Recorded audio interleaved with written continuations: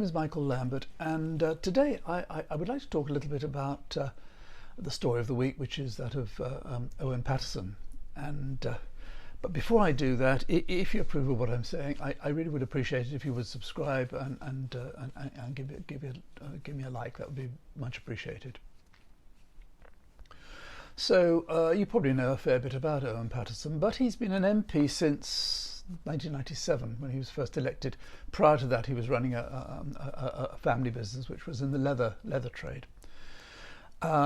He's had various ministerial posts, including a spell as Northern Ireland Secretary, and he is what you would say, I think, on the extreme right of the Tory party. He is really very right wing.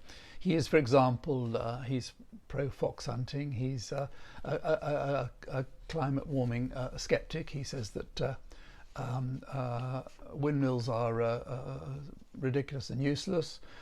He's against gay marriage. He's just generally right wing. And of course, he's a member of the ERG, and he headed up some outfit called Leave Means Leave during the referendum. So he's a real right wing Tory, of whom there are plenty. And it's an interesting thing, this actually, that all this ERG lot, they're all of similar persuasion. They're all very right wing. These are people who have grown up, I mean, my sort of generation, many of them, they've grown up in a period when there's been nothing but increasing prosperity until say 10 years ago. Had very relatively easy lives. They're people who didn't have to pay to go to university. They didn't have to get student loans. Everything was free. You'd even get paid for your accommodation. And when they came to buying houses, which they would have done, in their 20s probably, the house cost a couple of years' salary, very easy, paid off the mortgage in no time. Houses were cheap. Nowadays, of course, these people throughout their lives, they will have upgraded their properties, and they'll all be worth millions and millions. And somehow they're all so bitter and so twisted, and they also want to deny all the benefits they've had to other people, such as membership of the EU. They don't think that. I don't know what they think when they sort of argue against things like Erasmus and just the freedom of movement. They want to stop all that. It's like the 5 members of the cabinet who are children of immigrants who voted, who are all pro-leave and who voted to stop immigration or to reduce immigration. It's somehow something about I've done all right, but I'm going to deny it to everybody else, and it's really not very nice. They're old men; they'll all be dead in a few years' time. So why deny future generations all the things that they've enjoyed? It's really not nice. But anyway, going back to Paterson. Now, he became a consultant to 2 companies. One was called Lynn's Country Foods, and the other one was called Randox. They're both in Northern Ireland. Now, Lynn's Country Food were paying him £24,000 a year, and in return he gave them 4 hours of his time every other month, which amounted to 24 hours a year. So he was getting paid by them £24,000, that's £1,000 an hour, as a consultant. For Randox, he was getting paid £100,000 a year for 16 hours of work per month. So between them, the two were paying him £124,000 a year. That's 1.5 times his parliamentary salary. His total income would have been £200,000. These 2 companies were paying him £124,000 as a consultant. Now, the idea that any commercial organisation would pay out such large sums of money without expecting something in return is absurd. Clearly, they were paying him for his influence. And influence was what he gave them. On behalf of Randox, he approached the Food Standards Agency 3 times. On behalf of Lynn's Country Food, He approached them 7 times. On behalf of Randox, he contacted ministers at the Department of International Development 4 times. He used his parliamentary office 16 times for meetings concerning Randox and Linz Country Foods. In other words, he was being paid for his influence. I mean, it's being bribed. And I mean, the most extraordinary thing was that Randox were given a contract without competition. You know, one of these special lane contracts for people who knew MPs, who were recommended by MPs. No tendering, no, nothing. Just awarded the contract. Lord Bethell was the man who actually awarded the contract for £133 million for testing kits. Turned out a lot of those had to be recalled. 750,000, I believe, had to be recalled because they didn't work. Nonetheless, Randox 6 months later got another contract for £347 million for testing kits. So they got two contracts for £430 million without any competition whatsoever. And these are clients of Owen Paterson. And apparently it's on record that Paterson was involved in a phone call between Bethell and Randox. Bethell, you remember, he's the Lord. He's the guy who's in charge of handing out all the contracts for the testing stuff. And he's the one who, you probably remember, had the phone on which he did a lot of his business. He was doing a lot of government business on a private phone. When he was first asked to hand this phone over, he said he'd lost it. Then at a later stage he said it was broken. And then when further questioned, he said that he'd given it to a family member. So he'd given a phone on which he'd conducted government business for millions and millions and millions to a family member, and the phone was no longer available. So anyhow, Oswald was up to. Paterson was up to his neck in that contract, and it's very difficult to see how Randox would have got that contract without Paterson, and unless Paterson got some huge kickback, or is going to get some huge kickback in the future. It seems that Randox, as a result of Paterson's involvement, have got contracts worth getting on for £500 million, on which they'll make hundreds of millions in profit. It just stinks, absolutely stinks. Now, as I said before, when this all came up, and the Commissioner for Parliamentary Standards, a lady called Catherine Stone, investigated all this, she found that Paterson had committed egregious, what did she say? An egregious breaches of lobbying rules. She was in no doubt about it. Now she received submissions, character references, and so on from some 17 of Paterson's friends and colleagues and so on.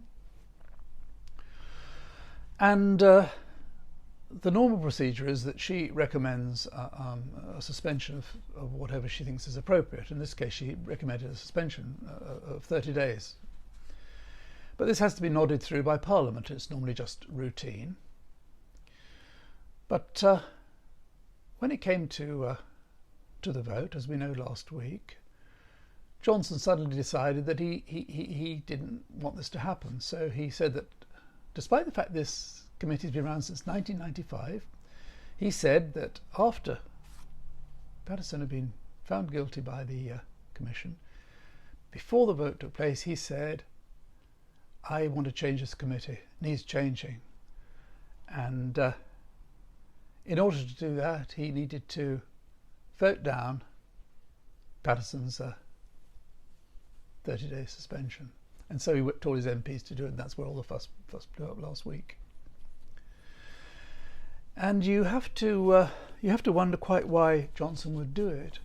But what happens as a result of that, of course, is that all the Tory MPs, all those that voted for it, some didn't, about 18 I think didn't vote for it, and several abstained, quite a lot abstained. All the others were going around telling everybody how it had to happen. You just had to. They've been considering reforming this system for parliamentary discipline for years and years and years, and now was the time to do it. Now, after Paterson had been found guilty, and before his conviction was effectively confirmed by Parliament, that was the time to reform the whole thing. And so Johnson suggested setting up a committee under John Whittingdale, who used to employ Johnson's wife, and everybody saw this for what it was, just a blatant attempt to pervert what you might call the course of justice. Now, going back to Paterson for a moment, there is something that, in my mind, completely and utterly condemns him. And I don't have any time for this guy. I don't like this guy at all. I think his attitudes are just really horrid and nasty. We all know that his wife committed suicide on his birthday, as it happened last year. Now, whatever you think of someone's politics, how much you may disapprove of them, what they stand for, and everything about them, the suicide of a family member is a tragedy for anybody. I mean, it is a terrible, terrible thing. And I remember at the time feeling very, very sorry. I mean, I didn't know at the time he was taking all this money, but even so, even if I'd known that, I felt really, really sorry for him. I mean, how sad, how tragic, how humiliating, how terrible for your family. I mean, it's a terrible, terrible thing. And I really, really genuinely felt very, very sorry for him, despite, not liking the man at all.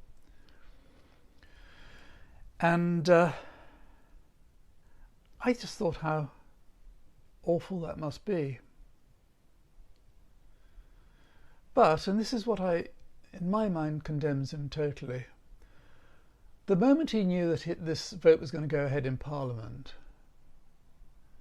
he came out with this story that this investigation had contributed towards his wife's decision to take her life. Now, that may have been true, it may not have been true. If it was true that she had taken her life partly because of this investigation, seems highly unlikely. Her father was Nicholas Ridley. He was one of Mrs. Thatcher's toughest ministers, and I'm quite sure she'll have come across public outrage and hostility plenty of times in the past. But anyway, he came up with this, and of course a lot of MPs also felt sorry for him. So he got pity. He was using this terrible tragedy in order to get sympathy. And I've even heard MPs saying that they voted to support him, or not to, for him not to be have to serve this penalty because they felt sorry for him. If he made it up, if it wasn't true, then it's even worse. And this is what he's been using ever since. And then after it was decided, after he decided and he had to resign because of the U-turn this week, he then started talking about people having made fun of his wife's suicide. Now, I can't think of anybody who isn't completely mad who is going to make fun of anybody's suicide. I'd love to know who these people are that he thinks were making fun of his wife's suicide. And that, as I say, as far as I'm concerned, condemns him totally, and I think the nation is well rid of him in Parliament anyway. But this whole issue was a complete U-turn, and it was the second U-turn in 2 weeks. The week before we had the water companies tipping the sewage in the rivers and the sea, and so twice there's been a total U-turn on the part of the government. And I think this gives us a little bit of encouragement in as much as that on both occasions it was the public outcry, particularly on social media, that forced the government to back down, or forced Johnson. Johnson is the government, there's nobody else involved. It forced Johnson to back down and to do a U-turn. I mean, in this particular case with Paterson, all these MPs were going around telling everybody how Johnson was quite right, and yes, and we had to reform this committee. You even had Karteng on the Today programme making a real hash of an interview in which he was trying to convince people, or not even, he had no chance of convincing anybody, but he was parroting this thing about how it was quite right to reform this committee, and this was the time to do it after, I mean, it was 15 years, 25 years, sorry. And you had Andrea Leadsome. She led the charge, didn't she? She led the whole thing about having this new committee and so on. And suddenly Johnson does a U-turn a few hours later, and they all look stupid. How does Karteng feel, having gone on arguing that they should change the system, and same with Leadsome, and then next thing Johnson say, "Oh no, I've changed my mind." It makes them look really weak and pathetic, and I think a lot of MPs are annoyed about that. And I think as part of this public outcry, you've seen in the press being quite critical, and I mean, I don't know how many more of these instances we're going to have, but I think every time this happens, it further weakens Johnson and his position, and I think we can only hope that it continues, because as I've said many times before, he's completely out of control. The whole country is in his hands, him and his wife's hands.